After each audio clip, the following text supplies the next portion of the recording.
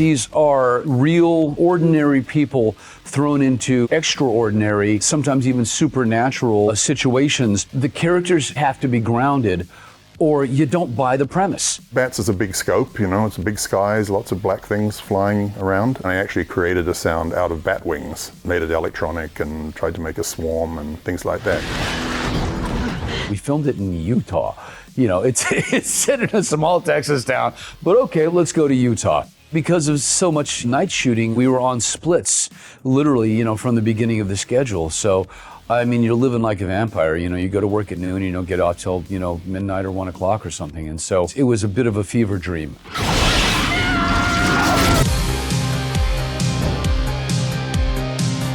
The inspiration for Strangeland was Seven, was Silence of the Lambs. Movies grounded in reality. It could happen. This pain is an important part of our bonding. I got the idea. I said, wow, this AOL thing, these chat rooms, you can really do some damage with that. And I experimented and I said, I'm going to create a personality that's a teenager. And I went into the chat room and I said, let me see if I can get some of these young girls to agree to come over to my house. And mind you, I'm in my 40s at the time. But sure enough, I said, hey, want to come to a party?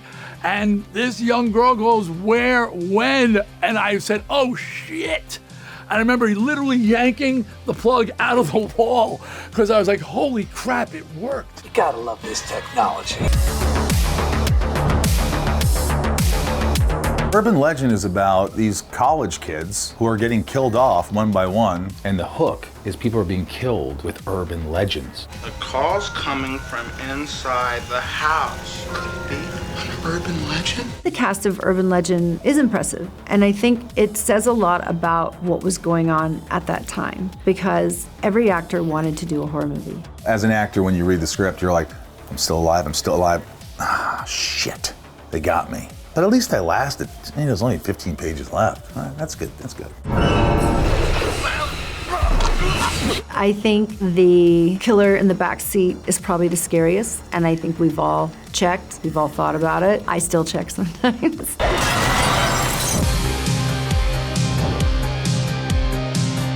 Bride of Chucky, we came back 6 years after Child's Play 3. The horror landscape has been changed largely by Kevin Williamson and his meta self-conscious spirit. It's a long story.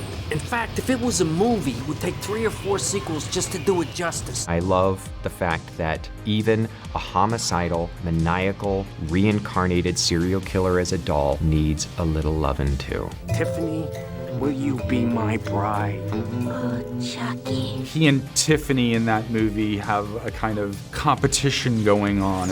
Like how can we one-up ourselves? Now that's the work of a true homicidal genius.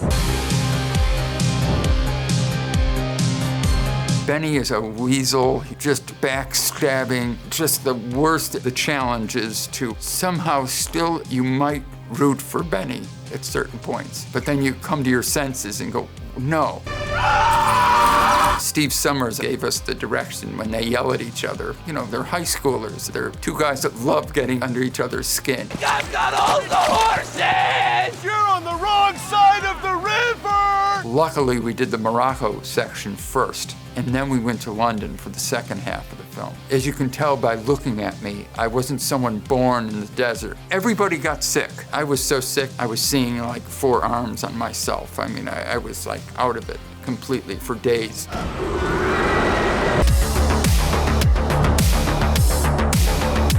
I thought it was a true story. I was terrified. And I'm also sitting there in disbelief thinking, this documentary appears to have captured proof of the paranormal. I bought this thing hook, line, and sinker. Sounds like footsteps. It's all around us. Every time we thought about it, we're like, man, this is the perfect low-budget movie. We don't have to light it. We don't have to have stars.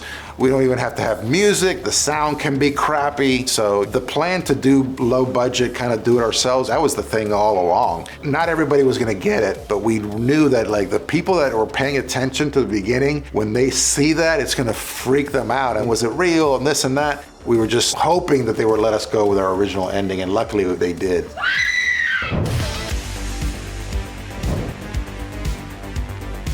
Arnold versus the devil on the eve of the millennium. Who doesn't want to see that matchup? Listen, anybody who thinks that Arnold Schwarzenegger is just a big bunch of muscles is in for a very, very rude awakening. You're a fucking choir boy compared to me. A choir boy. He's very bright. He's always prepared. You kind of have to be on your game if you're going to make a picture with Arnold. He is a movie star. He was used to getting his way, and in many instances he got his way, and in some instances he didn't. Arnold Schwarzenegger is an industry. Best movie to make is a movie with him in it because he's in it. I can do this all day long. There's something about not being able to get outside of your environment that just adds to the tension and the danger of everything. Where we're going, we won't need eyes to see. As a lifelong fan of Alien, this was an opportunity for me to go out into space and try and terrify people. It was an intense experience for the actors because we were shooting entirely on sets in a studio and it became very claustrophobic. I remember talking to Jolie Richardson about it, where she said, you know, I'm just dreading coming to work, going back into this same room that's covered in blood with intestines hanging from the ceiling. It's like, it's getting to me. And I thought that was good. It kind of put all the actors on edge. Be with me. Forever. Be careful what you wish for, because if you wish too far, it might come back to bite you. Wishmaster is about a malevolent genie who's unleashed in the present day. We were trying to create a new horror icon. Careful what you wish for. The voice came about, is it a British accent? Is it a Middle Eastern accent? For me, it was almost as if it had to be a gaseous burp coming up out of the earth. For energy, and because I could eat it quickly, I was eating jelly beans. Jelly beans are made with whey. I realized that if it coated my throat and I didn't clear it, it would make the voice very gurgly, even more gurgly than this. The shit just hit the fan. It became really evident to me when I called Gary Sinise before we started casting, and Gary said, you know, I'd really be hesitant about stepping into the shoes of Jack Nicholson. Suddenly it came crashing down on me like a load of bricks that this is not going to be an easy task. We didn't cast Steven Weber until 3 days before shooting was to begin. It was a great role. I had no kind of fears that it would be in the shadow of Jack Nicholson or that this whole project would be in the shadows of the Kubrick film. And I think what they seemed to like was that I had a degree of normalcy about me, that I didn't go in grinning and arching my eyebrows and being Jack, which had become so iconic.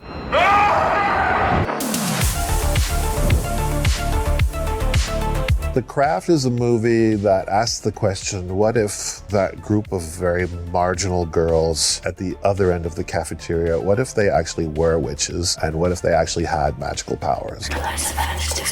What's really cool about The Craft is that it's a bunch of young women who realize that they are so much more powerful together. I really liked how they developed the relationship. You saw how complicated it was and how terrifying, but also how powerful and how exciting. I believe in the casting gods, that you think you want somebody and you don't get them, and then the person you end up ends up being so much better than who you originally wanted. And I loved all four of those girls in those parts. They were perfect. Oh, relax, it's only magic. I saw Hellraiser Bloodline in the theater. I played hooky. I snuck out of class. And I have revisited that movie unapologetically since.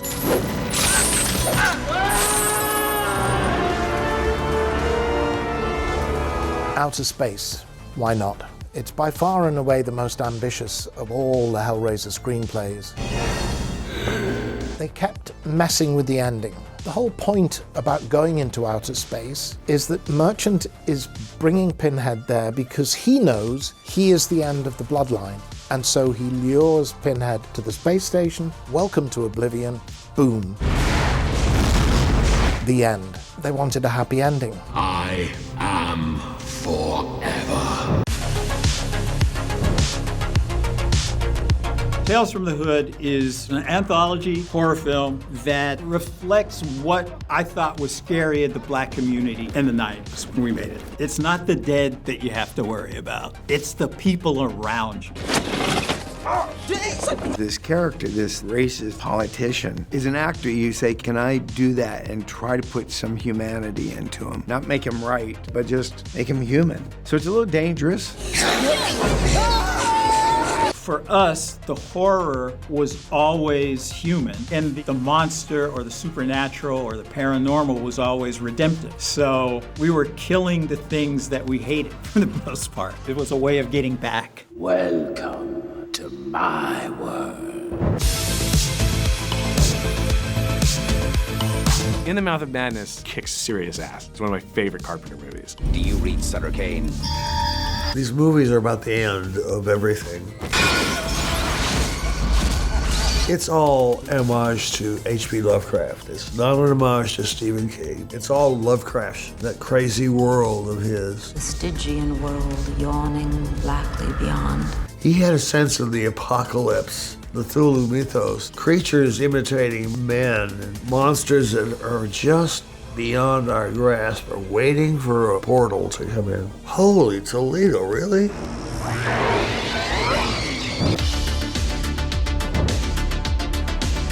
Filmmakers from the whole Asian culture have such a unique point of view, and they go all out. They go balls to the wall. Audiences who were thirsting for something darker, something innovative, in some cases something really extreme, could find it in J-horror films. The biggest difference between Western horror and then Japanese horror in the 90s were at a conceptual level. They didn't have bloodthirsty killers, no Leatherface, no Ghostface. There it was much more spiritual, it was an evil spiritual curse. Once you start the curse, there's nothing you can do to stop it.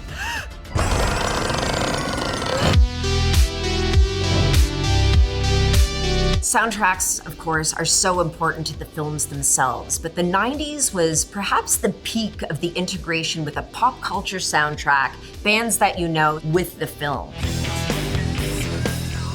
80s into the 90s was a great time for music and movies, and it was another way of promoting your film. That's more like it. This was a period where the soundtrack album became massive. The studios really wanted to take advantage of popular music or a certain kind of music on a soundtrack with a classic score, and it worked. We got a lot of great soundtracks from the 90s. Not like you, the dangerous type. What Kevin Williamson did was what is now referred to as meta. And that is the commenting on what is happening by the person that you're watching without them breaking the fourth wall. This is standard horror movie stuff. Prom Night Revisited, man. The fact that we're so savvy as horror movie watchers, let's just start to investigate what that means. Let's throw that out to the audience and let them partake in this fun and try to figure it out.